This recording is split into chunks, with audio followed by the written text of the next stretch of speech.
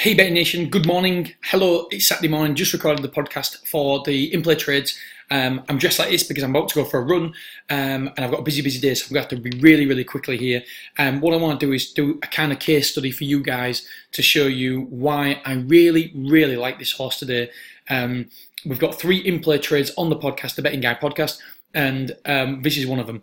This is definitely my strongest one of the day, the one I'm definitely going for the biggest percentage profit.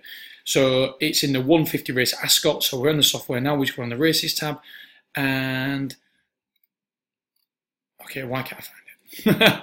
This is a good start, isn't it? Display today's. Is it? Oh, sorry, 150 Haydock. First mistake already. Right, so 150 Haydock. We tab down and we've got all the horse information. What I want to do is sort it by Betfair current price, and we'll see it's 5.8. So this is a horse, Mr. Antolini. Excuse me. Right, okay, the reason why I like this horse so much is look at these in-play stats. It's dobbed the last 7 times. So 14.84 went down to 2. 6.89 went down to 3.15. 29.99 went down to 1.01. However, if we just jump over to this column, that's a Betfair high. It only went to a 30 in running. A Sandown £42,000 race, and it only went didn't go above its Betfair SP, which is a great, really good positive. 5.41 down to 2.24, 7s down to 1.01, 12 down to 2, 8s down to 2.56, and 24s down to 12.5. But that's way back now. So the last 7 runs, it's actually dobbed. Is it 7? 1, 2, 3, 4, 5, 6, 7. Yes, last 7 runs, it's actually dobbed. And that's what immediately caught my attention. And then, so you know me, you've got to dig that a little bit deeper, because I still don't believe that you can use just stats alone, the data. I believe that, well, the more homework I do and the more research I do, the more comfortable I feel about my position, because then if I lose after that, then I'm comfortable losing because I couldn't have done any more. The time when I lose, I absolutely hate it if I know I could do more, because it's money. You've got to respect money, and you've got to respect the time you put in, and etc. So please just do a little bit more. So we've dug. So we know this horse is potentially a nice one to do. Look, it's not a front runner as well. Going well. If you see that there. Oh. There, going well. Going well. Travelling strongly. So you see in this one, held up in midfield, close track leaders, and travelling strongly bend. Does it say anything here? It doesn't, but it travelled really well here. So let's just go across to the Racing Post. People have got in touch with me, thank you very much, and said that you can watch the replays for free on the Sporting Live if you've got a betting account, some sort of betting account anyway. So I thought I'd let you know, because I obviously pay for this, the privilege to be able to watch it. Oh no. Yeah, we're still recording. Goody gumdrops. Right, so Mr. Antolini, here we go. Obviously I haven't got much data left again, because I'm doing so many blooming videos at the minute. Got to delete them. So here, last time out. So move this across there. Don't worry, I won't show you the full race. First assignment. Oh, it's a runner today. Is it one of my in-play trades? Well, you'll just have to wait and listen to the podcast, won't you? Right, so where's our horse? What does it look like? They race over 2 miles and 5 furlongs in the Brandon Hill Capital Handicap Hurdle, and on the run towards the first flight. It's on the inside anyway. I think it's that one there. Just touches down in front over flight. The thing that I like about this horse is, as well, well, the thing that I, the one negative, like I said on the podcast, is that there it is there. I'm not so sure about his jumping. That's the only slight issue that I have. I'm not convinced about his jumping, but it doesn't affect the in-play price. So, anyway, we'll fast forward it then. There he's travelling beautifully well, like the majority of them are, but just you can see that this horse has got an engine. Look. First assignment. Tell you what, let's just get a bit further. Vive le Roi. So there's our horse, there's first assignment. Let's not forget that first assignment First assignment has actually... I got cut off. I went to my maximum recording time because I've recorded so many, so I've just been and deleted some. I don't know where I got to, where you head to, but just let you know what I was saying here. I was saying let's not forget the first assignment is that one there. Our horse is that one there that we're looking at now. And first assignment actually went on to win a listed race. I think it was a listed race. I will check in a minute. At Cheltenham next time up by 9 lengths. Today, first assignment, I believe, runs in a group race. So that's how good this form is. And just watch our horse travel all over it. Here we go.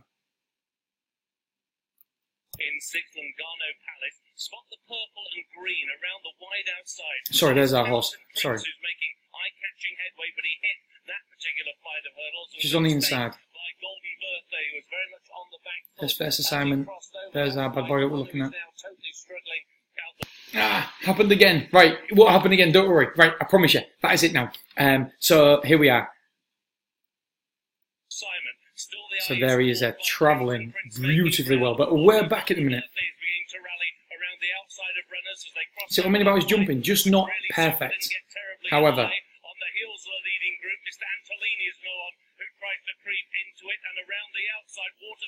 this first assignment, we all know how good that horse is. Look at our horse.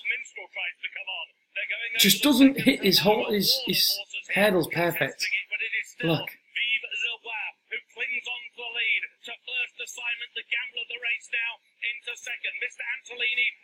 Travelling all over these fantastic horses. And let's not forget, he finished 5th in this race. There he's still travelling well. Just doesn't get his hurdle right. Look, he's just not neat and tidy. Still travelling well, but that was the end of it. Just didn't hit the last. And let's still, up to the last, he was travelling all over first assignment, which is a fantastic horse. So, we quickly go and finish 5th. But traded at even money in running. Now, I love the new Racing Post logo. 9 lengths. Listed race. Easily. Was it the 4th this day as well? It came third in a £15,000 handicap. Yeah, £15,000 handicap at Cheltenham. So the form is really, really good. I don't want to go into too much of it, guys. The form is really good. The historical data is really good. Everything is stacking up for this horse. It's around about a 5-1, so 6 is on the exchanges today. It is a beautiful opportunity for us to get involved in play trading. By the way, if you do want to sign up to the software, we are going live. We are opening the doors for the last time this year. The doors won't be open to the public again until the 20-ish of February, the end of February next year, 2019. So if you do want to get in the software, we're sponsored by Betfair and powered by the Racing Post as well, then for me, it is the only vehicle that you need for in-play trades. Well, only software. I would still suggest that you look at the Racing Post, etc. But this, for me, and by the way, we've got the laser back. I'll do a video about that today as well. This is the premier trading software for finding in-play trades. For me, there is no other. They've got pace, search comments, Right, I don't need to sell you it, hopefully, because you know how good it is. Whatever you're doing today, have an awesome day, Betting Nation, and thank you so much for joining me.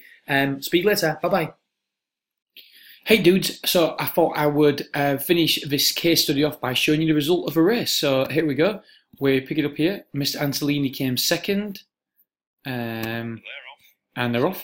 I've got to say that it was my friend's housewarming yesterday, and we all went around people went around to his house, and so it was me and Claire, and my mum and dad had the kids, who was alright, and obviously this was my big in-play trade of the day. This was one I was really, really confident with. Whereabouts is it? Is it that one there? Sure, it's that one. Looks pretty much like it. But this is the first time I'm actually seeing this and watching it on a relatively decent television or computer. I had to watch it on my phone, and Claire was watching me all the way around. She could see, because I was sat in the corner of it, I was trying to keep out of the way of everybody, and there I was watching it, and Claire was actually thinking that things were going wrong, because she knew how important this was for me, this one, because I was so bullish about it on the podcast, and when it finished, she actually came over and said, "I guess it lost then." I was like, "No, why? Why?" And she goes, "Oh, your face all the way around." I said, "Claire, I was just straining at the screen." I was like, because I couldn't really see what was happening. And so this is the first time I'm really seeing it. So anyway, actually it won. It didn't win, but our bet won. So there it is there, travelling really well, as we expect. Let's have a look at how he jumps this one. Oh, see, a little bit awkward when he's jumping in. He's a little bit awkward. If you could get that right, this horse would be so well handicapped. And it took a while, by the way, for this horse to actually drop down in price. I don't know what the reason was, again, because this is the first time I'm really watching it. It did take a substantial amount of time for us to get our bet matched. So there is travelling beautifully well. If that is indeed our horse, I'm pretty certain. It was on the inside last time as well. Maybe that's exactly where it likes to be, tucked away on the inside. Just let's see how he jumps this one, and we'll fast forward it a little bit. Nice jump. I always watch how they come out of the hurdle as well, because that's a really big tell for me how well the horse is travelling. So, for example, if the horse has jumped the hurdle and doesn't need any bustling along just to get going again, then for me that tells you that it's going really, really well. If a horse needs bustling on a little bit after it's jumped the hurdle or fence, then that's the first little glimpse of a warning sign. So as we can see here, travelling really, really well, as we expected. This is where I'm sure that we'll have got matched now.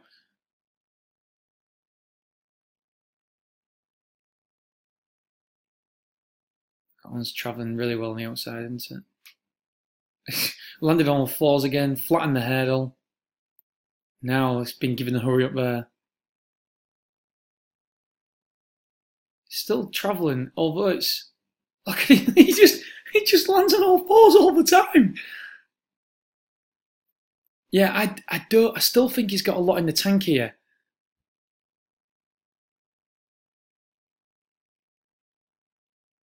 He's not really, now he's going for everything, but it's interesting. This horse, I'll show you in a minute.